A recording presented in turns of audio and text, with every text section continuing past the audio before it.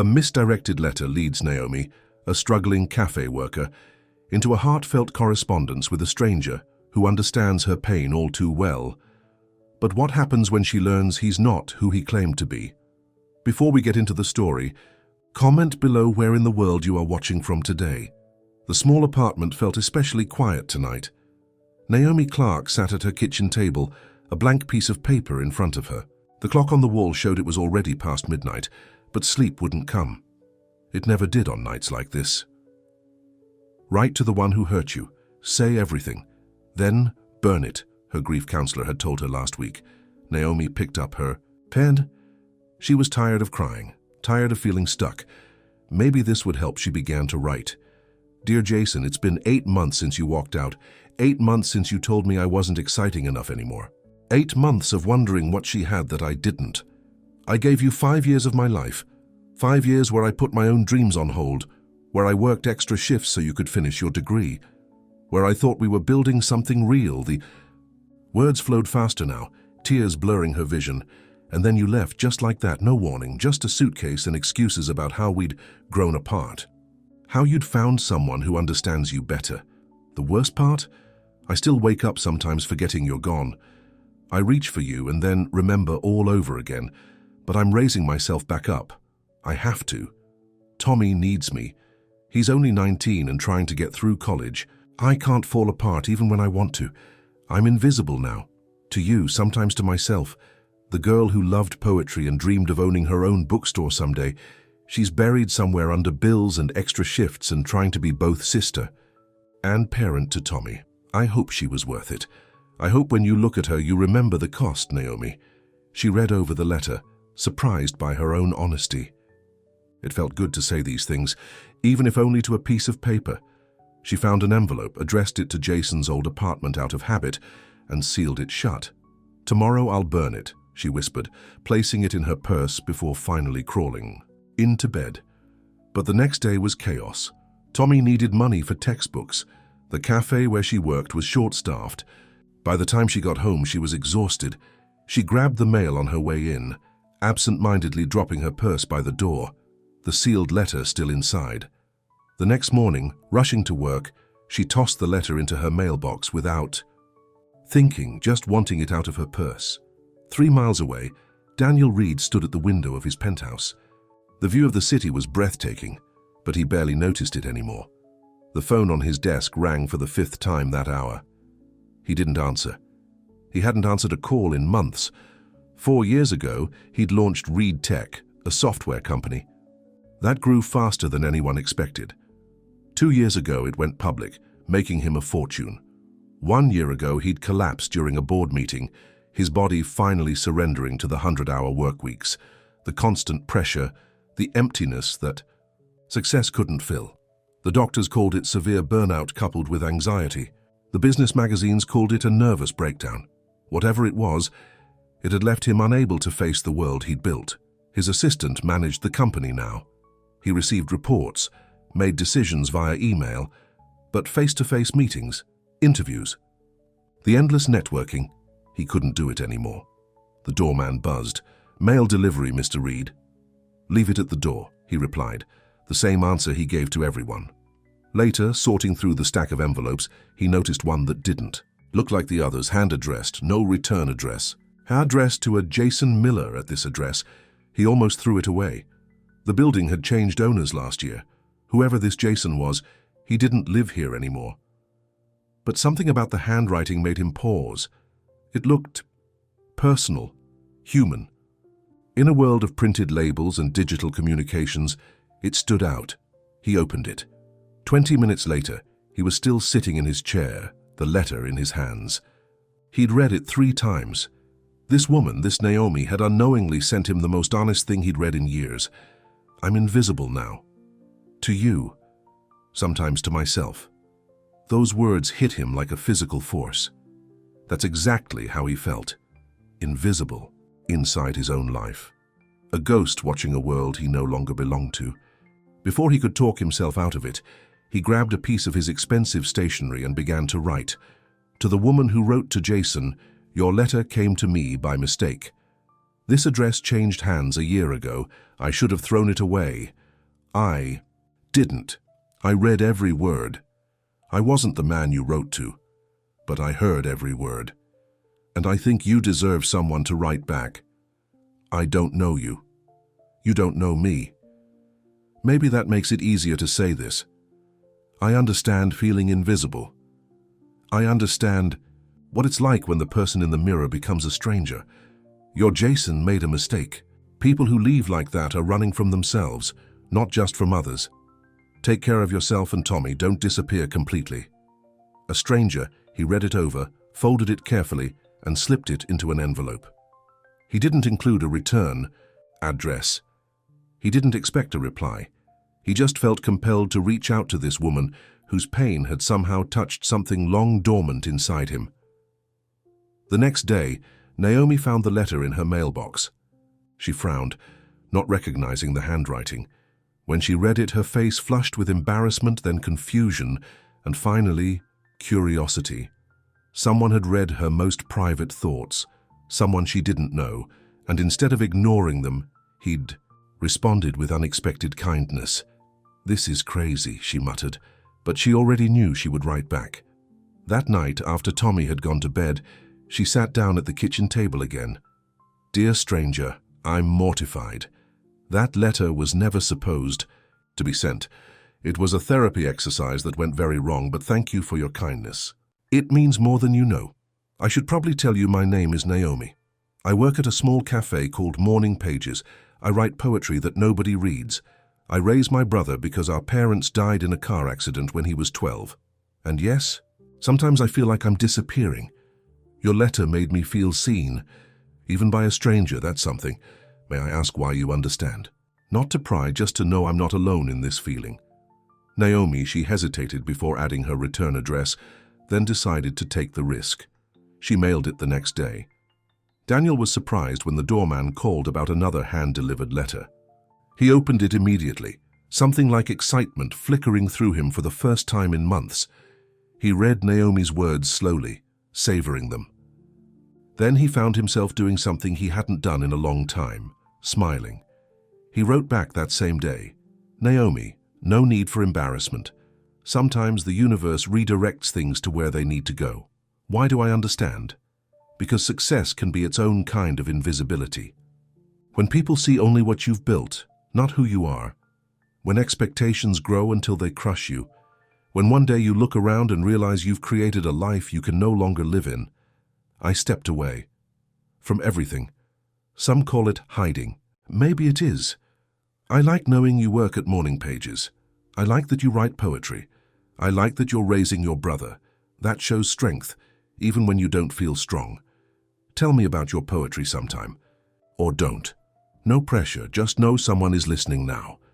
He almost crossed out the initial, then decided to leave it, a small piece of himself offered in return for her honesty. When Naomi received his letter, she read it during her break at the cafe. Her co-worker Lisa noticed her smile. "Good news?" Lisa asked. "Just a letter from a friend," Naomi replied, carefully folding it and tucking it into her pocket.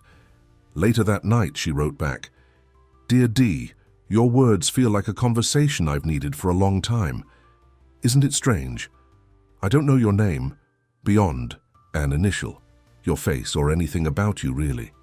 Yet somehow this feels more real than most of my daily interactions. My poetry is about small moments. The way light hits the counter at the cafe early morning. How Tommy laughs when he thinks no one's listening. The feeling of potential when I open a new book. Nothing important, but it helps me remember to notice things. What did you build that people see instead of you? You don't have to answer if that's too personal. Tommy's having trouble with his college applications. He's smart but doesn't believe in himself. Sometimes I wonder if I'm enough for him, if I can be what he needs.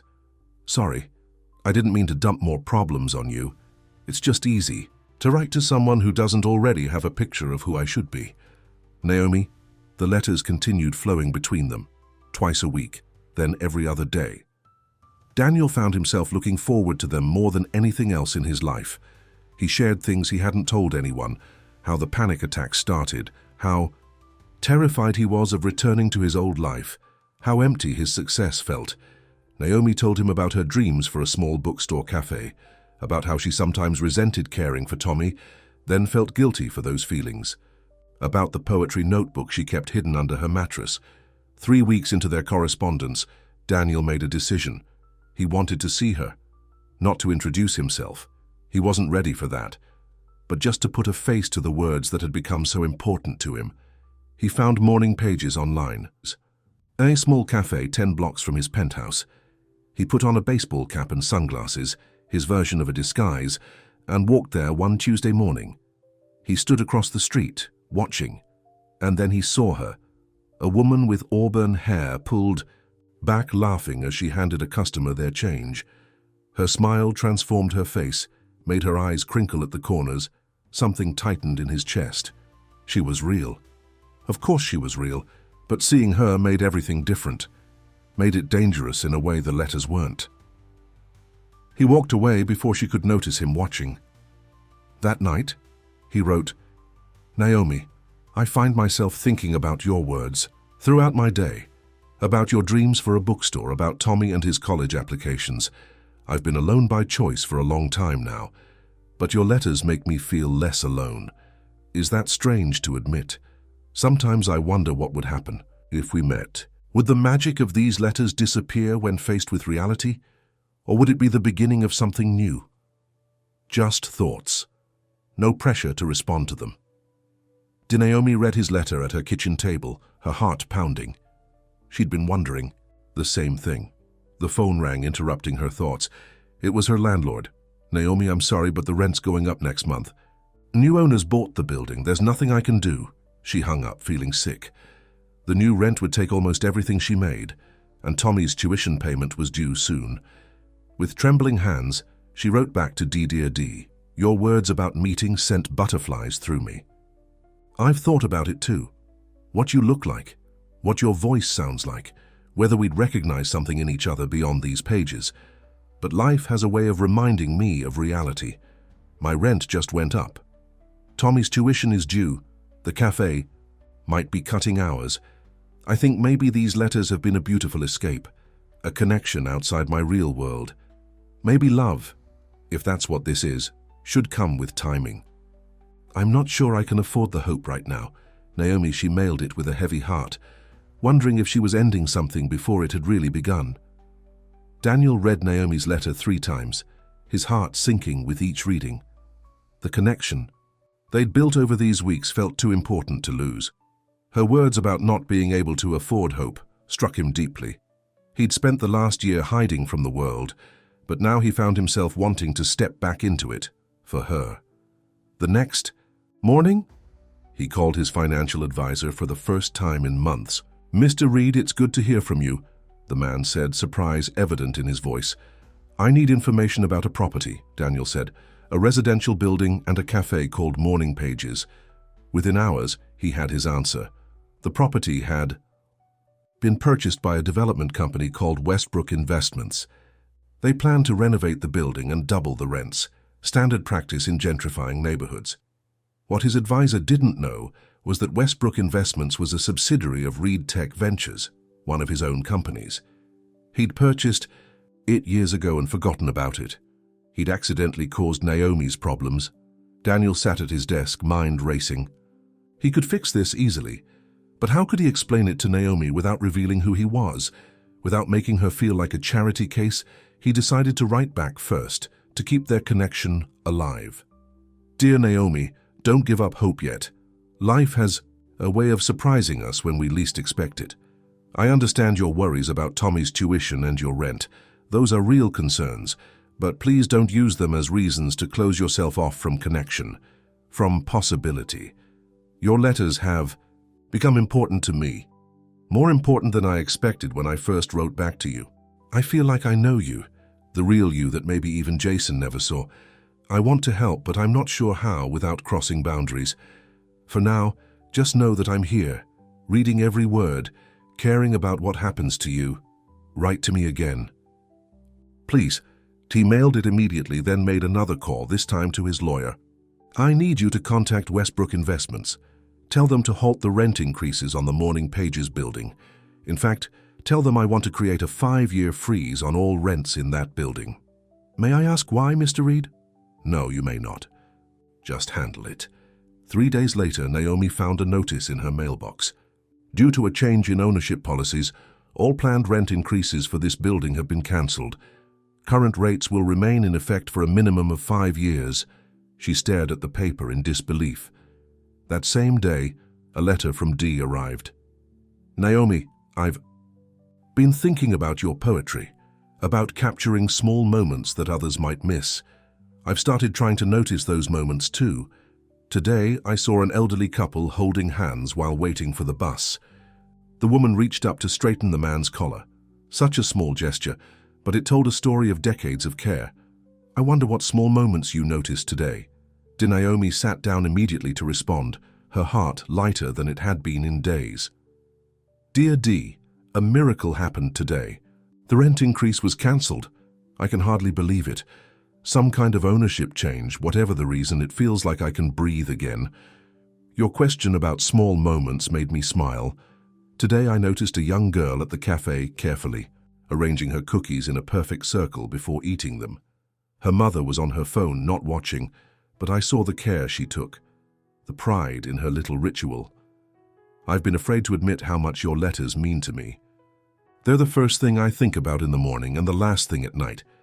Is that strange? To feel so connected to someone whose face I've never seen. I take back what I said about not being able to afford hope. Maybe hope is exactly what I need right now. Naomi Daniels smiled when he received her letter. The relief in her words was evident. He hadn't fixed everything. He still needed to figure out a way to help with Tommy's tuition. But it was a start. For the first time in over a year, he felt motivated. He began working again, not just signing off on decisions, but actively engaging with his company. His assistant noticed the change immediately. You seem different, Mr. Reed, she commented during one of their weekly phone meetings. Do I? He asked. Yes. More present. He couldn't tell her that writing letters to a woman he'd never met had somehow brought him back to life. That would sound crazy, but it was true. Meanwhile, Naomi found herself looking forward to the mail delivery each day. Lisa at the cafe noticed her checking the time constantly. Hot date? She teased one afternoon. No, nothing like that, Naomi replied, blushing. Come on, you're practically glowing these days. Someone's making you happy. Naomi smiled. I'm just corresponding with someone, a friend. A friend, huh? Must be some friend to put that look on your face. That evening, as Naomi was writing her latest letter to Dee, Tommy came into the kitchen. Who do you keep writing to? He asked, grabbing a soda from the refrigerator. Just a friend, she said, trying to sound casual. You never used to write letters to anyone. Well, now I do. Tommy sat across from her at the table. Is it a guy? Naomi hesitated. Yes. Do you know him? Not exactly. It's complicated. Tommy frowned. That sounds sketchy, Naomi. You don't even know who this guy is? It's not like that. We just write letters. It's perfectly safe. After what happened with Jason, I don't want to see you get hurt again, Tommy said, his voice softening. Naomi reached across the table and squeezed his hand. I appreciate that, but this is different. Trust me. After Tommy went to his room, Naomi continued her letter. Dee, my brother asked about you today. It made me realize how unusual our situation is. I'm writing intimate thoughts to someone whose last name I don't know, whose face I've never seen, and yet I feel like I know the real you. The you beneath whatever mask you wear for the rest of the world. Sometimes I wonder what would happen if we met. Would we recognize each other somehow? Would the connection we've built on paper translate to real life? Part of me is scared to find out. What if the magic disappears? What if we're better as words on a page than as people face to face? But another part of me can't stop thinking about it. Naomi Daniel received her letter on a rainy Tuesday. He read it sitting by his window, watching the city blur through the raindrops. The question she posed was one he'd been asking himself more and more. What would happen if they met? The thought both thrilled and terrified him. He hadn't had a real conversation with anyone outside his small circle in over a year. What if he froze? What if the anxiety came rushing back? What if he disappointed her? But the alternative, never. Meeting her, letting these letters remain their only connection, felt increasingly impossible. He wrote back, "Naomi, your question has been on my mind too. Would we recognize each other? I think we might, not by face but by something deeper. I understand your fear. I share it. I've been isolated for reasons I haven't fully explained. Meeting you would mean stepping back into a world I've avoided. But when I think about hearing your voice, seeing your smile in person rather than just imagining it, the fear seems worth overcoming. Maybe we start small. A specific time and place, no pressure. If either of us changes our mind, no hard feelings. Think about it. There's no rush." When Naomi received his letter, she felt her pulse quicken. The possibility of meeting him was becoming real. That weekend, she was helping Tommy with his college applications when she noticed him staring at the tuition figures with a worried expression. "What's wrong?" she asked. "Nothing," he said quickly. "Tommy," he sighed, "it's just these numbers. I know you've been saving, but it's so much money." "We'll figure it out," she assured him. "Maybe you'll get a scholarship." "And if I don't?" "Naomi, I can't let you spend everything you have on me. Maybe I should take a year off, work full-time." "Absolutely not," she interrupted. "Education is everything, Tommy. Mom and Dad would want this for you. They wouldn't want you killing yourself working double shifts either." Naomi didn't have an answer for that. Later, after Tommy went to bed, she sat down to write to Dear D. "Tommy is worried about college tuition. I keep telling him it will work out, but honestly, I'm worried too. I've saved what I can, but it's not enough. I'm looking into loans, but with my credit history... Sorry, I don't mean to burden you with my problems. It's just that you're the one person I can be completely honest with. About meeting, yes, I think I'd like that, but I'm nervous too. Could we start with something simple? Maybe coffee? There's a small park across from Morning Pages with benches near the fountain. I sometimes eat lunch there when the weather is nice. This Thursday at noon, if you come, great. If not, I'll understand. No pressure, like you said." Naomi Daniel read her letter with mixed emotions. Joy at her agreement to meet, concern about Tommy's tuition. He wanted to solve her financial problems immediately, but he knew that wasn't what she needed from him. Their connection wasn't based on what he could provide. It was based on understanding and honesty. Still, he couldn't ignore her struggles. After some thought, he made another call to his lawyer. "I want to set up a scholarship fund for deserving students from the neighborhood around Morning Pages Cafe. Make it anonymous. The first recipient should be Tommy Clark. How much per scholarship, Mr. Reed? Full tuition, room and board." With that arranged, he turned his attention to Naomi's invitation. Thursday at noon, 3 days away. The thought made his hands sweat and his heart race. Could he do it? Could he? He stepped back into the world, face to face with the woman whose words had become his lifeline. He went to his closet and looked at the suits he hadn't worn in months. Then he wrote his response. "Naomi, Thursday at noon, the park across from Morning Pages. I'll be there. I'm nervous too, more than I can express. But the thought of meeting you gives me courage I haven't felt in a long time. How will you know me? I'll be holding a copy of The Little Prince." It seemed fitting, a book about seeing what's essential and invisible to the eye. Until Thursday. Thursday. Morning arrived with perfect weather. Sunny but cool, a gentle breeze stirring the air. Naomi could barely focus on her work. Lisa kept teasing her about her distraction. "You're meeting him today, aren't you? Your mystery letter writer?" "Maybe," Naomi admitted. "Well, whoever he is, he's got you walking on air. That's good enough for me." At 11:45, Naomi took her lunch break. She changed out of her cafe uniform into the simple dress she'd brought with her. She brushed her hair, applied a touch of lipstick, and took a deep breath. Across town, Daniel stood in front of his mirror. He'd chosen casual clothes, jeans, and a button-down shirt. No tie. Nothing that screamed CEO.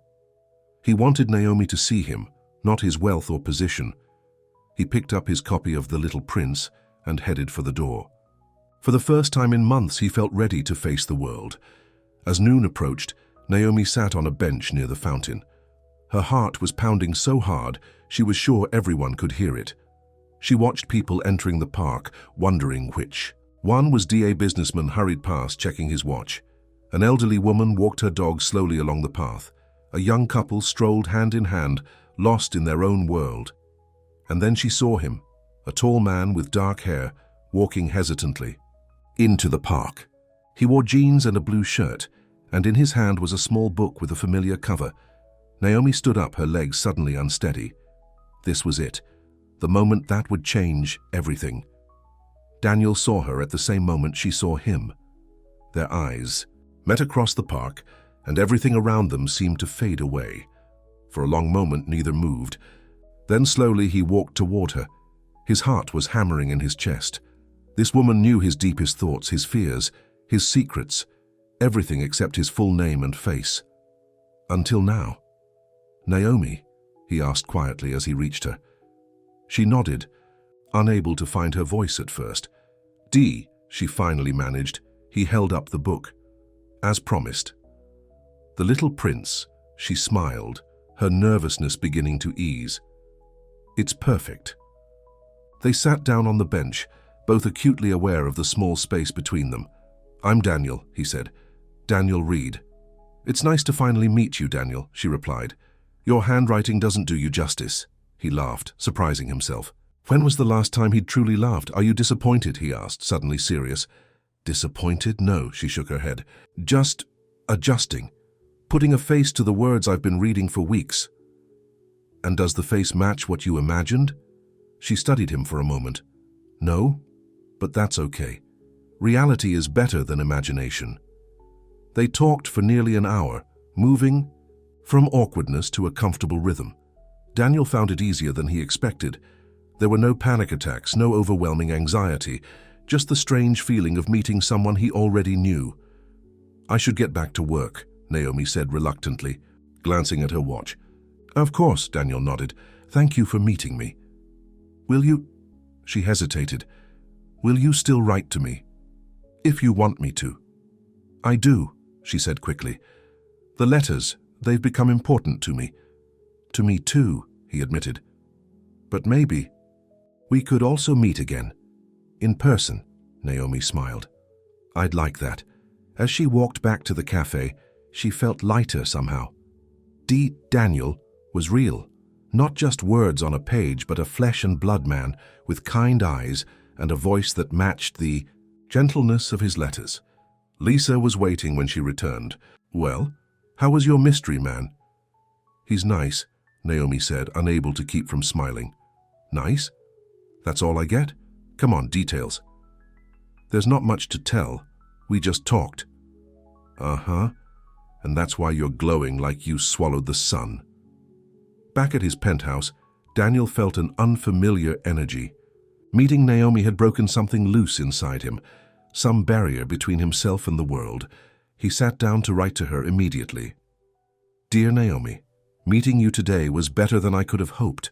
Your smile is even more beautiful in person than I had imagined. I find myself wanting to tell you everything now, who I am, what I do, all the parts of my life I've kept hidden.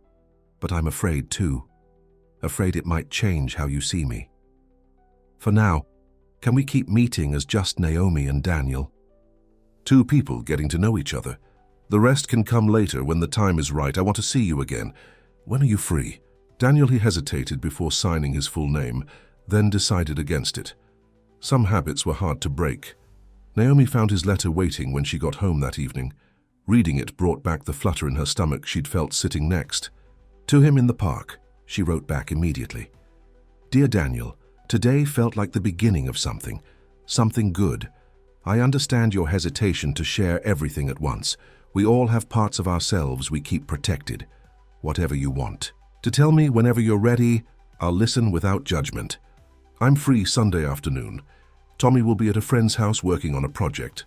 We could meet at the cafe, or somewhere else if you prefer. Naomi P.S. I like knowing your name now, but I might still think of you as D sometimes. Hope that's okay." Over the next few weeks, they developed a routine. Letters continued to flow between them, but now they also met twice a week, sometimes at the park, sometimes at a quiet restaurant Daniel knew, occasionally just walking through the neighborhood. Together, Naomi found herself looking forward to these meetings more than anything else in her life. Daniel was unlike any man she'd known, thoughtful, intelligent, and genuinely interested in her dreams and thoughts. What she didn't know was that Daniel was still keeping secrets. Big ones. One evening, as they walked back to her apartment building, after dinner, Tommy came rushing out the front door. "Naomi, you won't believe it," he shouted, waving an envelope. I got the scholarship." "What?" she asked, confused. "This came today, the Wilson Foundation scholarship. Full ride, tuition, room, board, everything." Naomi took the letter from him, reading it in disbelief. "But I don't understand. You didn't apply for this. They say I was nominated by one of my teachers. They must have seen my grades, and who cares? It's a full ride, Naomi." She hugged her brother tightly, her mind racing. This was incredible news, almost too good to be true. Tommy suddenly noticed Daniel standing awkwardly nearby. "Oh, sorry, is this—" "Tommy, this is Daniel." "Daniel, my brother Tommy." "The letter guy?" Tommy asked bluntly. Daniel smiled. "That would be me." Tommy looked him up and down, then grinned. "Nice to meet you. And hey, perfect timing, we should celebrate. Come up for coffee or something." Before either could respond, Tommy was already heading back inside, still whooping with excitement. "You don't have to," Naomi said quickly. "If you're not comfortable—" "I'd like to," Daniel interrupted, "if that's okay with you."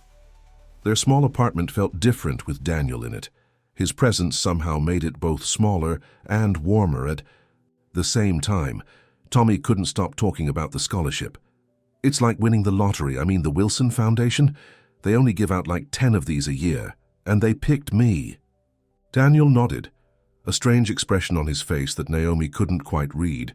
"That's amazing, Tommy. Congratulations." Later, after Tommy went to his room to call friends with his news, Naomi walked Daniel to the door. "Thank you for coming up. That was nice." "Your brother seems great," Daniel said. "So you've done a good job with him." "I try," she shrugged. "This scholarship, it's like a miracle, all our problems solved at once." Something flickered across Daniel's face. Guilt? Unease? But it was gone before she could be sure. Sometimes good. "Things happen when we least expect them," he said. After he left, Naomi sat at the kitchen table, overwhelmed by the day's events. Tommy's scholarship, Daniel meeting her brother, their worlds merging in ways she hadn't anticipated. The next morning at the cafe, she was still distracted by thoughts of Daniel when a customer's newspaper caught her eye. There, on the business page, was a photo that made her freeze. Daniel. In a suit and tie, looking more polished than she'd ever seen him. The headline read, "Reed Tech CEO returns to public eye after year-long absence." She quickly asked to borrow the paper, hands shaking as she read the article. Tech billionaire. Daniel Reed, 39, made his first public appearance in over a year at the Reed Tech charity gala last night. Reed, who stepped back from public duties following what insiders called a mental health crisis, seemed rejuvenated as he announced a new scholarship initiative through the company's charitable foundation, the Wilson Foundation, Tommy's scholarship. Reed Tech, everything fell into place with sickening clarity. Daniel wasn't just Daniel. He was Daniel Reed, CEO and billionaire, and he had secretly arranged Tommy's scholarship without telling her. She felt betrayed, manipulated. All this time, she'd been pouring her heart out to him about her financial struggles, and he'd been what? Pitying her? Playing God with her life? She was so caught up in her thoughts that she didn't notice Lisa watching her with concern. "Naomi, you okay?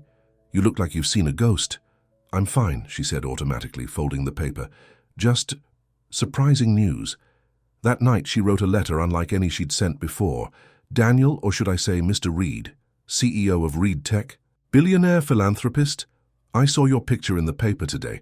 Quite a coincidence that your company's foundation just happened to give my brother a full scholarship. Did you enjoy watching me worry about money while you could have solved all my problems with pocket change? I thought what we had was real. I thought you were being honest with me. But you've been manipulating my life from behind the scenes, playing savior without my knowledge or consent. Don't contact me again. Don't try to explain. Some secrets are too big to keep from someone you claim to care about. Goodbye, Naomi. Daniel received her letter the next day. As he read it, the color drained from his face. He'd planned to tell her everything soon, about who he was, about the scholarship, about his feelings for her that had grown stronger with each meeting. But now it was too late. She'd discovered his secret in the worst possible way. He picked up the phone to call her, then remembered he didn't have her number. They'd never exchanged phone numbers, relying on their letters and scheduled meetings instead. He grabbed his keys and headed for Morning Page's cafe. He had to explain, had to make her understand that his deception hadn't been malicious. But when he arrived, Lisa told him Naomi had called in sick. She seemed pretty upset yesterday, Lisa added, eyeing him suspiciously. You wouldn't know anything about that, would you? Daniel tried Naomi's apartment next, but no one answered the door. Defeated, he returned home and wrote her a letter, pouring out everything he'd kept hidden. Naomi, you have every right to be angry. I should have told you who I was from the beginning. I should have been honest about the scholarship. The truth is, I've been hiding from the world for over a year. After my breakdown, I couldn't face anyone, couldn't handle the pressure and expectations. Your letter, that first accidental letter, was the first real human connection I'd felt in months. Yes, I arranged Tommy's scholarship. Yes, I stopped. The rent increase. My company had purchased the building without my knowledge. I did these things not to manipulate you or play God, but because I couldn't bear to see you struggling when I had the means to help. I was afraid to tell you who. I really was, afraid you'd see me differently. Not as Daniel, the man who understood your words and shared your feelings, but as Daniel Reed, the CEO with more money than meaning in his life. I never meant to hurt you. Everything between us, the letters, our meetings, our conversations, all of it was real for me. More real than anything in my life has been for a long time. If you can find it in your heart to forgive me, or at least to listen, I'll be at our bench in the park this Sunday at noon. I understand if you don't come, but I'll be there anyway. Hoping. With deepest regret and even deeper feelings, Daniel, when Naomi received his letter, she read it with tears streaming down her face. The hurt and betrayal were still raw, but beneath them was something else, a longing to believe him, to understand. She didn't know what to do. Part of her wanted to tear up the letter and forget she'd ever met Daniel Reed. Another part remembered the connection they'd built through their letters, the way his words had made her feel seen for the first time in years. Sunday came, and as noon approached, Daniel sat on their bench in the park, a copy of The Little Prince in his hands. He watched every person who entered, hope rising and falling with each one. Naomi stood at the edge of the park, watching him from a distance. He looked different today, vulnerable, uncertain. This was the man from the letters, not the confident CEO from the newspaper photo. She took a deep breath and started walking toward the bench, not yet sure what she would say when she reached him. Daniel's heart nearly stopped when he saw Naomi walking toward him. He stood up, the book clutched tightly in his hands, afraid to hope but unable to stop himself. She stopped a few feet away, her expression guarded. I got your letter. I wasn't sure you'd come, he said softly. Neither was I. She sat down on the bench, leaving space between them. You should have told me the truth, Daniel. He sat beside her, careful to maintain the distance she'd established. I know, I wanted to so many times. Then why didn't you? Daniel stared at the ground, gathering his thoughts. When your first letter came to me by mistake, I was at the lowest point of my life. I hadn't spoken to anyone outside my staff in months. He hesitated, lost. Then I read your words and something changed. I felt connected to someone again. That doesn't explain why you kept lying after we started meeting. At first I was afraid you'd see me differently if you knew who I was. People always do. They see the money, the company, the headlines. Not me. With you for the first time I was just Daniel. Not Daniel Reed, CEO. Naomi shook her head. That wasn't your decision to make. You didn't trust me enough to let me decide how I'd see you. You're right, he admitted. I was selfish and afraid. By the time I realized I should tell you everything, it felt too late. The longer I waited, the harder it became. And Tommy's scholarship? The rent freeze? Were you just playing puppet master with my life? Daniel winced at her words. I never meant it that way. When I found out my company owned your building, that I was unknowingly causing your problems. I had to fix it, and when you wrote about Tommy's tuition worries, I wanted to help. Without asking me, without being honest about it. Her voice was steady, but he could hear the hurt beneath her words. Yes, he nodded. I convinced myself. I was protecting you, but really I was protecting myself. I was afraid of losing you. They sat in silence for a moment, the sounds of the park surrounding them. Children laughing, birds calling, the splash of the fountain. I don't know if I can trust you now, Naomi finally said. Every time you wrote about understanding my struggles, about feeling invisible, you were worth billions. Do you know how that makes me feel? Like a charity case, like our whole connection was built on lies. Not lies, Daniel said urgently. Everything I wrote to you about my feelings, my thoughts, my struggles with anxiety and isolation, all of that was true. Money doesn't protect you from feeling lost or alone. Sometimes it makes it worse. I want to believe you, she whispered. Then give me a chance to prove it. No more secrets. Ask me anything, and I'll tell you the truth. Naomi looked at him for a long moment. If we hadn't met, would you still have helped Tommy? Given him the scholarship? Daniel considered the question carefully. Honestly? Probably not. I wouldn't have known about him. But that doesn't mean the scholarship isn't deserved. Tommy's grades are excellent. He earned it, even if I made sure he received it. And the rent freeze, that I would have reversed no matter what, once I discovered my company was behind it. I never wanted to be the kind of businessman who pushes people out of their homes. For profit, Naomi nodded, absorbing his words. What happens now, Daniel? You live in a penthouse, I work in a cafe. You're in the newspapers. Our worlds are completely different. They don't have to be, he said. These past weeks with you, the letters, our meetings, they've been the most real thing in my life in years. You brought me back to the world, Naomi. I'm not sure I belong in your world. Then I'll come to yours, he said simply, or we can build a new one together. A small smile touched her lips. It's not that simple. It can be, if we want it to be. Before she could respond, her phone rang. She checked it and frowned. It's Tommy? I should take this. Daniel nodded, watching as she answered the call. Her expression quickly changed from annoyance to concern. What? Slow down, Tommy. What do you mean they cancelled it? She listened for a moment, her face paling. No, that doesn't make sense. The letter said, Okay, I'll be right there. She hung up, looking stunned. What happened? Daniel asked. Tommy just got a call from the college. They said there's been a mistake. There is no Wilson Foundation scholarship. The award letter was sent in error. Daniel felt his blood run cold. That's impossible. I set it up myself. Well, something went wrong. Naomi stood up, gathering her purse.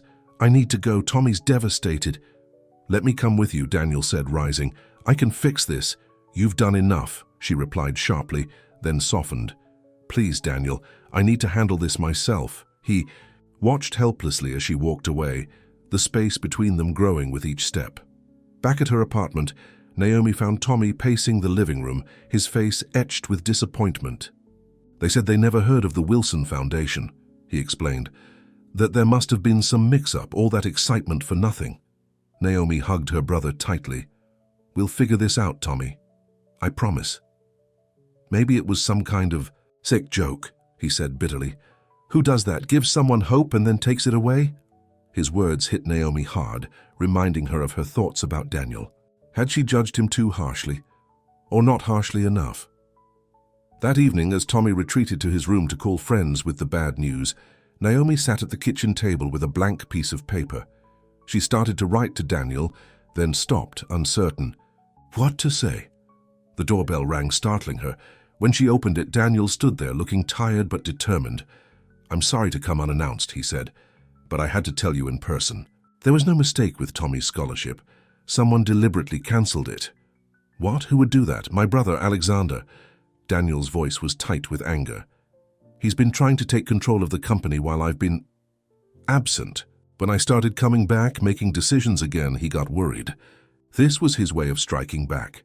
Using my brother? Using us? Naomi felt sick. I've already fixed it.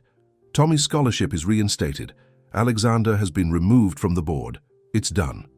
He handed her an official letter confirming the scholarship. "Thank you," she said, genuinely grateful despite her confusion about everything else. "May I come in? Please. There's more I need to explain."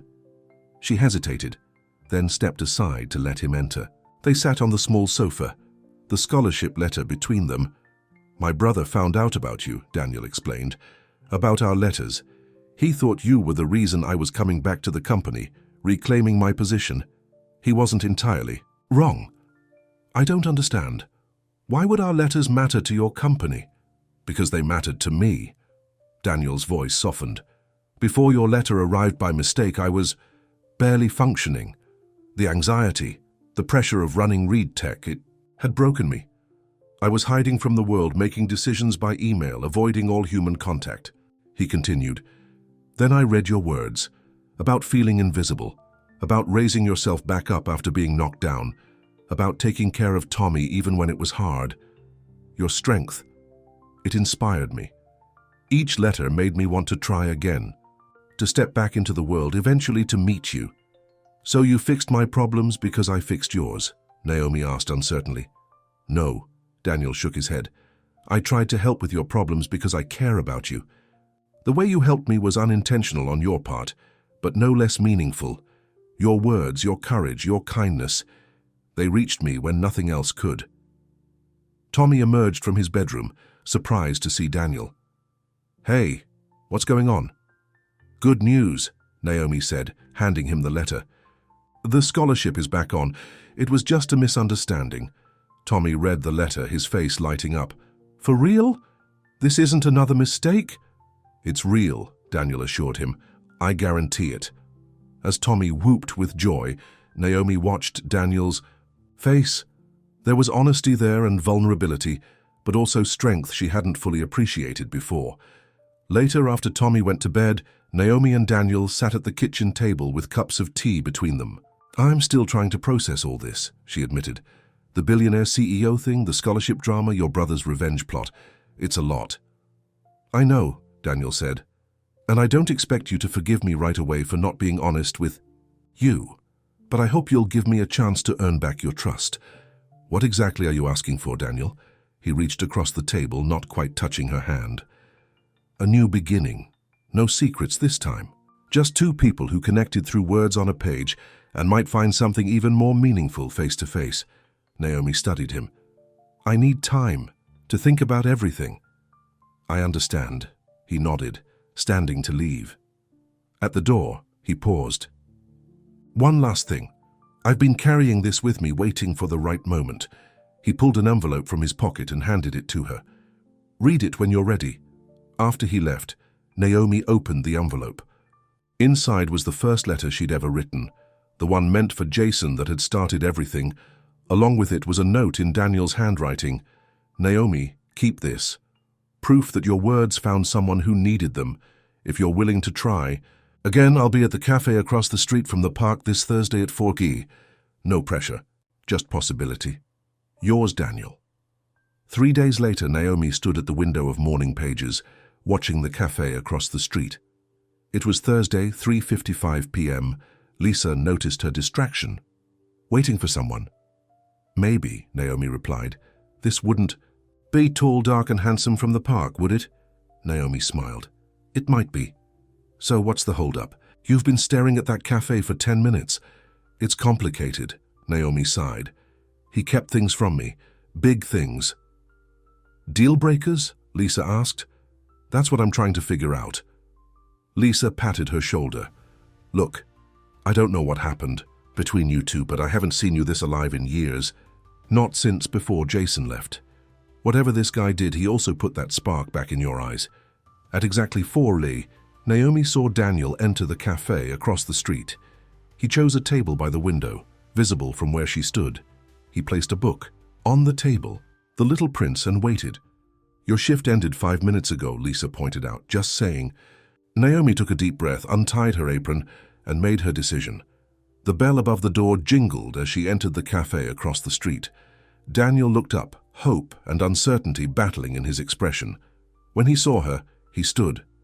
"You came," he said simply.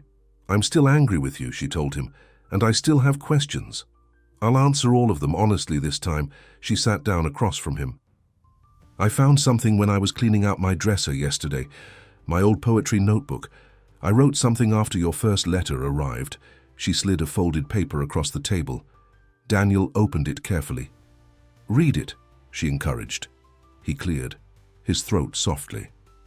"Sometimes words find their way home like birds returning after winter, not to the hands that released them, but to hearts prepared to receive them." As he read her poem, Naomi watched his face. This man had lied to her, had kept secrets, had arranged parts of her life without her knowledge. But he had also seen her, truly seen her, through nothing more than words on a page. When he finished reading, their eyes met across the table. The journey ahead wouldn't be simple.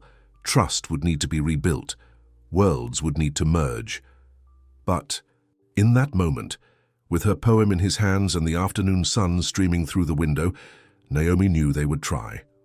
"I'm not promising anything," she said, "but I'm willing to start over." Daniel smiled, a genuine smile that reached his eyes. "That's all I'm asking for." He placed his hand on the table, palm up. After a moment's hesitation, Naomi placed her hand in his. Outside, people passed by the cafe window, unseeing.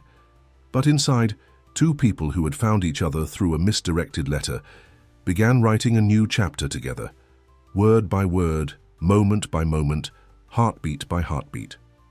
Tommy received his official scholarship package the following week. As he sorted through the materials, he found a small note tucked inside.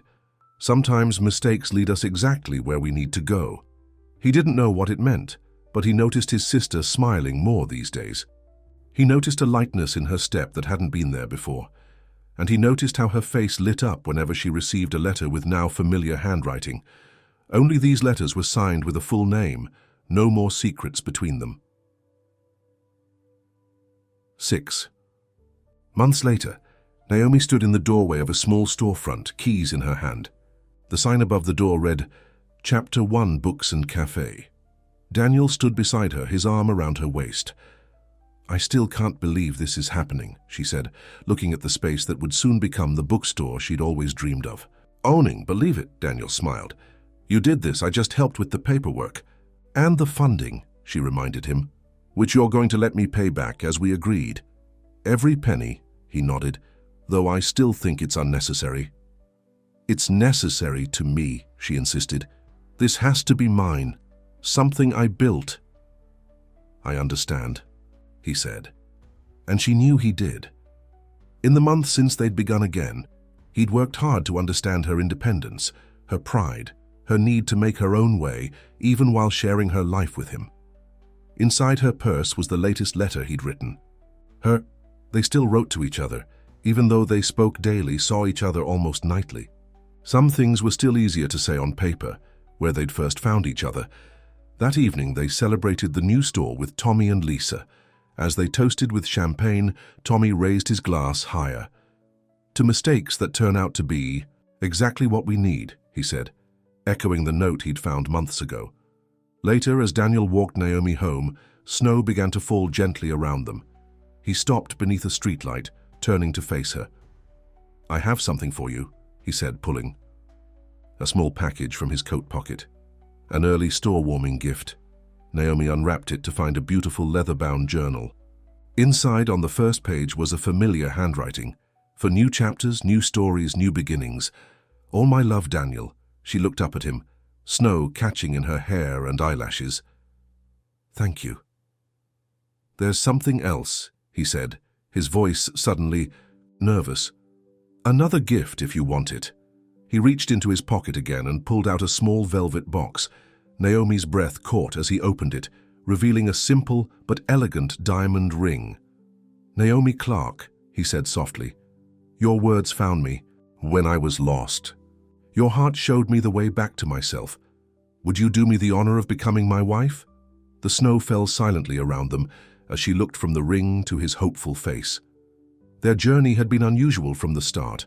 A misdirected letter, secrets revealed, trust broken and rebuilt. But through it all, one thing had remained constant, the connection they'd formed through words that somehow found their way exactly where they needed to go.